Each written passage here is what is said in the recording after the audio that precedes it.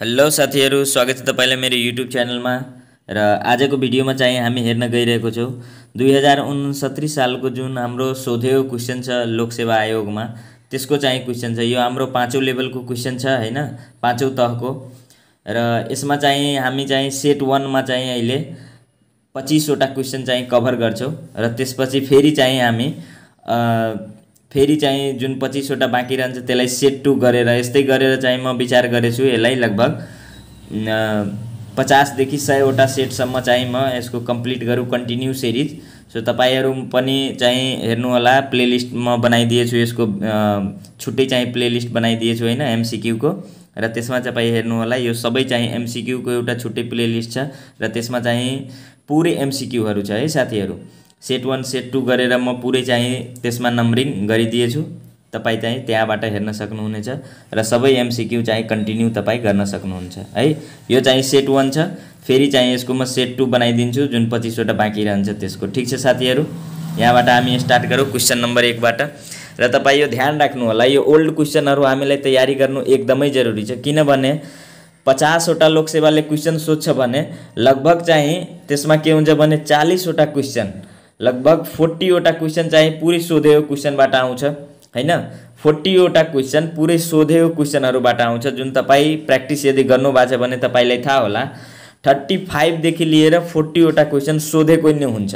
मतलब कुनैमा क्वेशनले आन्सर बनाएको हुन्छ, कुनैमा आन्सरले क्वेशन बनाएको हुन्छ, त्यही कुरा हुन्छ। लगभग चाहिँ 40 वटा क्वेशनमा त्यो कुरा हुन्छ र मेन कम्पिटिसन भनेको 10 वटा क्वेशनमा हुन्छ। तर ध्यान राख्नु होला, यो क्वेशनहरुलाई पुरै तपाईले तयारी गरेर राख्नुपर्छ, तब तपाई मात्रै चाहिँ त्यति कम से कम 40 वटा बनाउन सक्नुहुन्छ।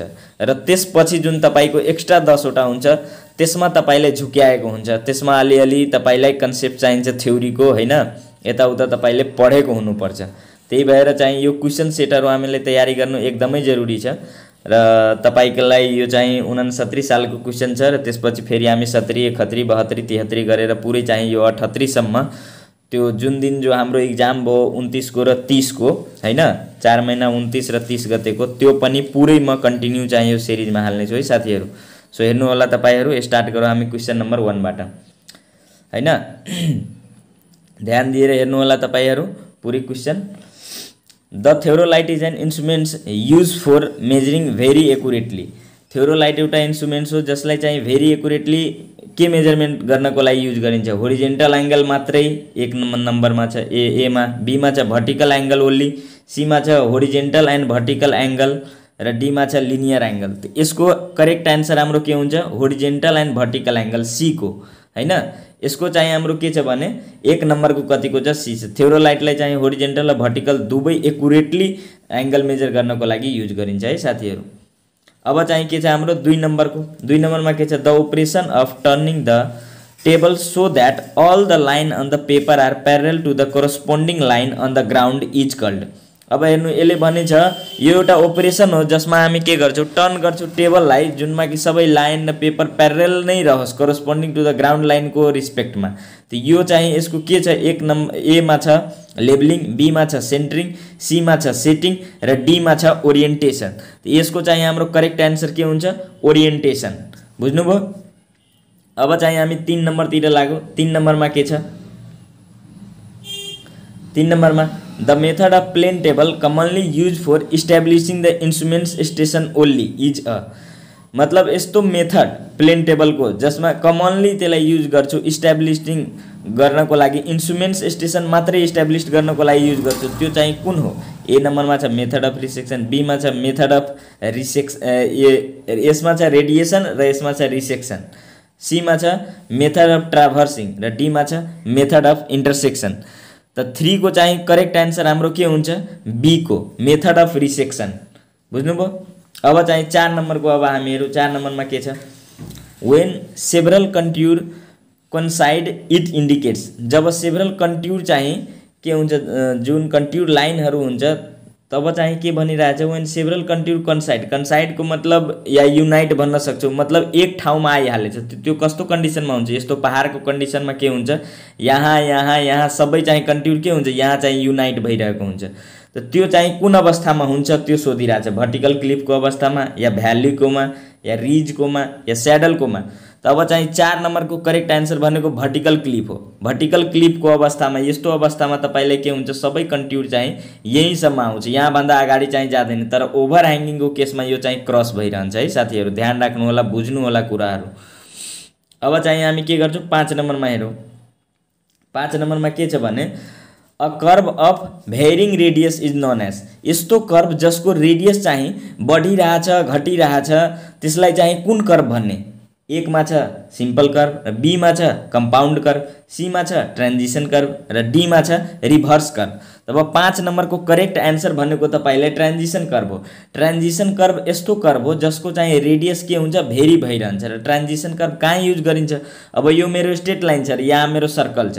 अब यो स्ट्रेट लाइन र यो सर्कल यो दुवैको बीचमा जुन जोड्ने हुन्छ नि, जुन मतलब यो पुरै चाहिँ सर्कल त भएको हुँदैन, तर यहाँ चाहिँ जुन बीचमा जोड्ने हुन्छ, तब तपाई डेफिनेसन पढ्नुहुन्छ त्यसमा लेखेकै होला प्रश्न, स्ट्रेट लाइन र सर्कुलर लाइनको बीचमा जुन जोड्ने कर्व हो त्यसलाई चाहिँ ट्रान्जिसन कर्व भनिन्छ, याद राख्नु होला तपाईहरु है। अब 6 नम्बरको क्वेशनमा के छ? The rock form by deposition are called, यस्तो रक जुन फर्म हुन्छ डिपोजिसनले त्यसलाई चाहिँ कुन रक भनिन्छ? ए मा छ सेडिमेन्ट्री रक, बी मा छ इग्नियस रक, सी मा छ मेटामोर्फिक रक, र डी मा छ नन अफ दिस। तब 6 नम्बरको चाहिँ करेक्ट आन्सर भनेको हाम्रो सेडिमेन्ट्री रक हो। सेडिमेन्ट्री रक चाहिँ डिपोजिसनबाट फर्म हुन्छ है साथीहरु। अब 7 नम्बरमा हामी हेरौं। The quality of cement is good, it is has more of. अब क्वालिटी अफ सिमेन्ट गुड भन्ने के भएको बेलामा त्यसलाई हैन के हुन्छ बढी त्यसको बेलामा चाहिँ हामी सिमेन्टलाई भन्छौं कि यो चाहिँ राम्रो छ। के ए नम्बरमा छ डाइ क्याल्सियम सिलिकेट, बी मा छ ट्राइ क्याल्सियम सिलिकेट, र सी मा छ फ्री लाइम, र डी मा छ नन अफ दिस। त यसको 7 नम्बरको चाहिँ करेक्ट आन्सर भनेको ट्राइ क्याल्सियम सिलिकेट हो। जुन पनि जुन हाम्रो कुनै पनि सिमेन्टमा चाहिँ बढी मात्रा यदि ट्राइ क्याल्सियम सिलिकेट छ भने त्यो सिमेन्टको क्वालिटी चाहिँ राम्रो मानिन्छ है। त्योमा के हुनुपर्छ? ट्राइ क्याल्सियम सिलिकेट बढी हुनुपर्छ, त्यसैले चाहिँ त्यसले हामी राम्रो मान्छौं। अब चाहिँ 8 नम्बरको के छ? When a bitumen is graded 75/15 the figure 75 represent। अब यो माथिको फिगर 75 छ, यसलाई चाहिँ के रिप्रेजेन्ट गर्छौ भनेर सोधिरहेछ। ए मा छ भिस्कोसिटी, बी मा छ softening point in degree Celsius centipoise, C मा छ fire point in degree Celsius, र डी मा छ flash point in degree Celsius. त 8 नम्बरको करेक्ट आन्सर भनेको तपाईको softening point in degree Celsius centipoise छ, बी को है साथीहरु। 8 नम्बरको बी को आन्सर छ, याद राख्नु होला। माथिलाई सपनिङ पोइन्ट इन डिग्री सेल्सियस सेन्टिपोज भनिन्छ, जुन कि हाम्रो 75 छ। अब 9 नम्बरको के छ? The function of a paint is, पेन्टको चाहिँ के फंक्शन छ, के काम छ पेन्टको? अब यहाँ हेर्नु 1 नम्बरमा भनिरहेछ ए मा to give a clean colourful and pleasing surface, A मा छ। बी मा के छ? To increase the life of the painted surface, C मा के छ? To protect the surface from corrosion and other weather effect, र डी मा के छ? All of the above. तब 9 नम्बरको चाहिँ आन्सर भनेको डी हो, किनभने यो सबै काम गर्छ। To give clean colourful pleasing surface, राम्रो सर्फेस दिन्छ, क्लीन भइहाल्छ। अब पेन्ट गरिदिएपछि त क्लीन भइहाल्छ। लाइफ स्पान बढाइदिन्छ पेन्टेड सर्फेसको हैन।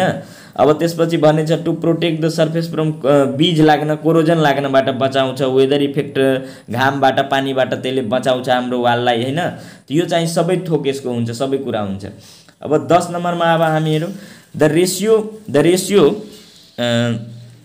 10 नम्बरमा हेरौं the ratio of the largest load in the test to the original cross sectional area of the test हैन। The ratio of the largest load, ratio of the के भनेछ? Largest load into the test to the original cross sectional area. त यसलाई चाहिँ हामी के भन्ने हैन? त यसलाई ए मा छ हाम्रो इलास्टिक लिमिट, बी मा छ अल्टिमेट स्ट्रेस, सी मा छ यील्ड स्ट्रेस, डी मा छ breaking area of the test. तब यो 10 नम्बरको करेक्ट आन्सर भनेको हाम्रो के हो? Ultimate stress. बुझ्नुभयो? यसको 10 नम्बरको करेक्ट आन्सर के छ? हाम्रो अल्टिमेट स्ट्रेस। अब चाहिँ हामी 11 नम्बरमा लागौं। 11 नम्बरमा चाहिँ के छ? 11 नम्बरमा the bending moment at a section tends to bend or deflect the beam and the internal stress resist its bending, the resistance afford by the internal stress to the bending is called. त्यसलाई के भने? अब यो चाहिँ के को definition छ त्यो तपाईले याद राख्नुपर्छ है साथीहरु। यो चाहिँ डेफिनेसन छ। अब हेर्नु, एक ए मा छ के हाम्रो कम्प्रेसिभ स्ट्रेस, बी मा छ शियर स्ट्रेस, सी मा छ बेन्डिङ स्ट्रेस र डी मा छ इलास्टिक मोडुलस। अब यसको चाहिँ करेक्ट आन्सर भनेको बेन्डिङ स्ट्रेस, यसको पुरै डेफिनेसन नै यो दिएछ। बुझ्नुभयो? 11 नम्बरको हाम्रो कति अप्सन भयो? सी अप्सन भयो। ठीक छ। अब चाहिँ 12 नम्बरको के छ? If a rod is simultaneously pull at both of its ends it will be in case of. कुनै रडलाई हैन साइमल्टेनियसली पुल गर्दा दुवै साइडबाट, मतलब दुवै साइडबाट एकैचोटी चाहिँ पुल गर्दा हैन बोथ अफ इट दुवै साइडबाट, it will be in case of, त्यो कुन केसमा आउँछ? होरिजेन्टल लोडिङमा आउँछ या एक्सल लोडिङमा आउँछ या भर्टिकल लोडिङमा आउँछ या ट्राभर्स लोडिङमा आउँछ? 12 नम्बरको करेक्ट आन्सर भनेको तपाईलाई के हो? Axial loading. यहाँ म फोटो पनि बनाइदिएछु। यहाँ यो छ र यहाँ यो साइडबाट तान्दा, मतलब या यताबाट कुनै दुई साइडबाट इक्वली चाहिँ तान्दा साइमल्टेनियसली एकै टाइममा, त्यो चाहिँ एक्सल लोडिङको कन्डिसन आउँछ है साथीहरु, ध्यान राख्नु होला। अब चाहिँ हामी 13 नम्बरको हेरौँ। The specific gravity of water is taken as. Specific gravity of water कति छ? 0.001 छ या 0.01 छ या 0.1 छ या 1 छ। अब यो तपाईलाई एकदमै सोधेको क्वेशन, कतिचोटि यो क्वेशन रिपिट गरिदिएछ लोकसेवाले, एकदमै सजिलो क्वेशन छ। यसको चाहिँ आन्सर 1 हुन्छ। 13 नम्बरको चाहिँ के हुन्छ? अप्सन डी हुन्छ। The specific gravity of water is taken as 1, यसको 1 हुन्छ है साथीहरु। अब चाहिँ 14 नम्बरको अब हामीहरु 14 नम्बरमा के छ? The total energy of a liquid in a motion is equal to, जुन टोटल इनर्जी हुन्छ नि लिक्विडको मोसनमा, त्यो कसको बराबर हुन्छ? अब चाहिँ एक मा छ हाम्रो, ए मा छ pressure energy plus kinetic energy plus potential energy, B मा छ pressure energy minus kinetic plus potential energy, C मा छ potential energy minus pressure energy plus kinetic energy र डी मा छ kinetic energy minus pressure energy plus potential energy. त जब पनि टोटल इनर्जीको कुरा गर्दा सबै चाहिँ प्लस गरिदिने, प्रेसर पनि, काइनेटिक पनि र पोटेन्शियल पनि है साथीहरु, ध्यान राख्नु होला। जब टोटल इनर्जीको त्यसले कुरा गरिरहेछ भने तीनटैलाई प्लस गरेर जुन आउँछ त्यही छ हाम्रो आन्सर है। त्यसको चाहिँ हाम्रो के भइहाल्यो? ए को आन्सर भयो। अब 15 नम्बरमा के छ? The discharge over a rectangular नोच इज। रेक्टेंगुलर नोचको जुन अवस्था हुन्छ, नोचवाला अवस्था, त यसमा चाहिँ भनेछ कि डिस्चार्ज ओभर रेक्टेंगुलर नोचको चाहिँ के हुन्छ रिलेसन? त्यसको के इन्भर्सली प्रोपोर्शनल टु एच को पावर 3/2 हुन्छ या डाइरेक्टली प्रोपोर्शनल टु एच को पावर 3/2 हुन्छ या फेरि इन्भर्सली प्रोपोर्शनल टु एच को पावर 5/2 हुन्छ या अप्सन नम्बर डी मा डाइरेक्टली प्रोपोर्शनल टु एच को पावर 5/2 हुन्छ। यसको चाहिँ करेक्ट आन्सर भनेको हाम्रो अप्सन नम्बर बी हो, डाइरेक्टली प्रोपोर्शनल टु एच को पावर 3/2 हुन्छ। जब हामी डिस्चार्ज रेक्टेंगुलर नोचको कुरा गर्छौं त्यसमा हामी डाइरेक्टली प्रोपोर्शनल टु एच को पावर 3/2 हुन्छ है साथीहरु, ध्यान राख्नु होला। अब चाहिँ हामी 16 नम्बर तर्फ लागौं। इफ फ्लुइड हैन, if fluid or flow parameter at any given instant remain same at every point in space it is called हैन। यसले भनिरहेछ कि जब चाहिँ फ्लुइड या फ्लो पैरामीटर कुनै पनि गिवन इन्स्टेन्टमा टाइममा हैन रिमेन सेम रहन्छ पुरै पोइन्टमा इन स्पेसमा, त यसलाई चाहिँ के भन्ने? या स्टेडी फ्लो भन्ने या लेमिनार भन्ने या यूनिफर्म भन्ने या रोटेशनल फ्लो भन्ने। त अब जहिले पनि त्यसले यदि भनिरहेछ flow parameter instant remain same भनिरहेछ सबै पोइन्टमा, त यो चाहिँ जहिले पनि यसको अप्सन के हुन्छ? त्यो यदि दिएछ भने यूनिफर्म फ्लो नै हुन्छ, त्यो ध्यान राख्नु होला हैन। यसले चाहिँ instant remain same at every point, पुरै पोइन्टमा सेमै हुन्छ त्यो कुरा भनेपछि तपाई यूनिफर्म फ्लोमा लाउनु होला। 16 नम्बरको चाहिँ सी आन्सर भयो है साथीहरु। 17 नम्बरमा hello, talus is a soil transported by. Talus एउटा सोइल हो जो चाहिँ कसले ट्रान्सपोर्ट हुन्छ? ए मा छ ग्रेभिटेशनल फोर्स, बी मा छ वाटर, सी मा छ ग्लेसियर, डी मा छ विन्ड। त अब चाहिँ 17 नम्बरको करेक्ट आन्सर भनेको ग्रेभिटेशनल फोर्स हो। ग्रेभिटेशनल फोर्सको कारणले चाहिँ के हुन्छ? टेलस सोइल, जस्तै वाटर भयो त रिभर वाला हुन्छ, विन्ड एओलिन वाला हुन्छ, ग्लेसियर ड्रिफ्ट वाला हुन्छ, आइस वाला हैन। यो सबै तपाईको सोइलबाट छ। यो क्वेशन तपाई सबै याद राख्नुपर्ने हुन्छ। स्टार्ट सबैभन्दा फर्स्टमा नै यो कुराहरु बुकमा छ, त्यो पुरै याद गर्नुपर्ने कुरा छ तपाईलाई। Most of the shear test are done. 18 नम्बरको क्वेशन के छ? Most of the shear test are done in equipment which are.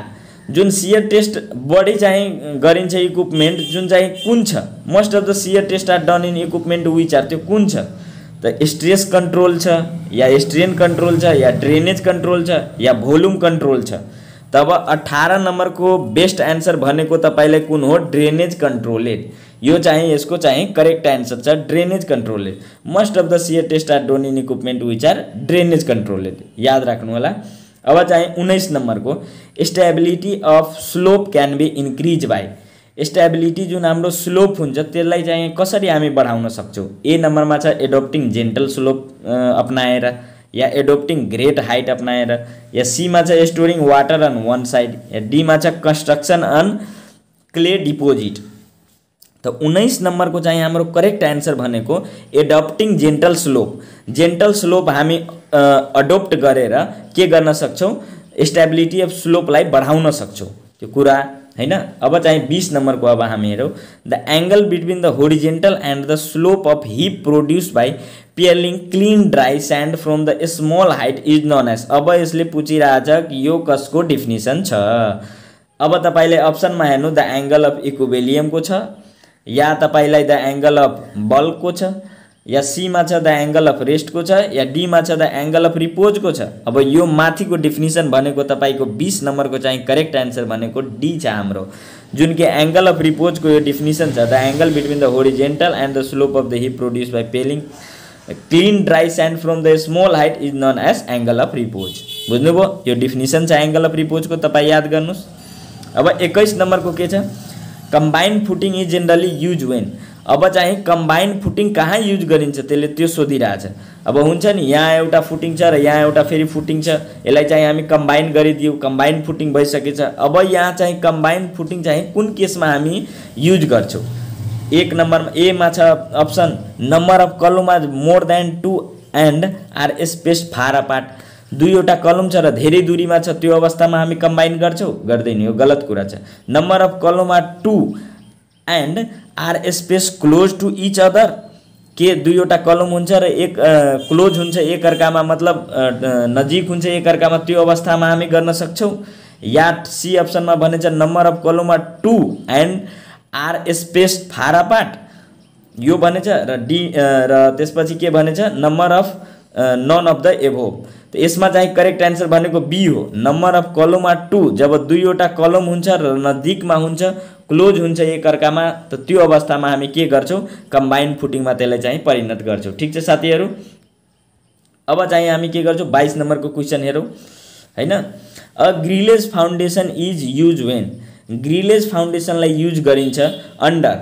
A grillage foundation is use under केमा चाहिँ युज गरिन्छ? ए मा छ हेभी लोड बेयरिङ वालमा, बी मा छ सेट अफ कलम, सी मा छ कम्बाइन्ड फुटिङ, र डी मा छ हेभिली लोडेड आइसोलेटेड कलम। अब ध्यान राख्नुस् तपाईहरु, ग्रिलेज फाउन्डेसन युज अन्डर। अब यसमा केमा हुन सक्छ? 22 नम्बरको चाहिँ करेक्ट आन्सर भनेको तपाईलाई हेभी लोडेड आइसोलेटेड कलम हो हैन। ग्रिलेज फाउन्डेसन भनेको यस्तो अवस्थामा युज हुन्छ जहाँ हेभी लोडेड आइसोलेटेड कलम हुन्छ, त्यस्तो अवस्थामा। आइसोलेटेड कलम भनेको यो कम्बाइन भनेको दुईवटा हुन्छ जहाँ कम्बाइन भएको हुन्छ त्यो बेला, आइसोलेटेड भनेको एक्लै छुट्टै चाहिँ यो जुन कलम हुन्छ हाम्रो बनाएको त्यो चाहिँ आइसोलेटेड कलम हो, त्यहाँ चाहिँ अर्को कलम चाहिँ भएको हुँदैन। बुझ्नुभयो? अब चाहिँ हामी के गर्छौँ? 23 नम्बरमा हेर्छौँ the property of a fresh concrete in which the water in the mix tends to rise to the surface while placing and compaction is called. अब यसले भनिरहेछ एउटा यस्तो प्रोपर्टी कन्क्रिटको जुनमा कि वाटर जुन मिक्स हुन्छ नि, जुन वाटर मिक्स हुन्छ टेन्ड भएको, त्यो माथि चाहिँ सर्फेसमा आइहाल्छ। जब हामी के गर्छौँ? कन्क्रिटलाई राखिरहन्छौँ या प्लेस गरिरहन्छौँ जुन ठाउँमा हामीलाई राख्नुपर्ने छ त्यहाँ, भने त्यो अवस्थालाई चाहिँ के भनिन्छ?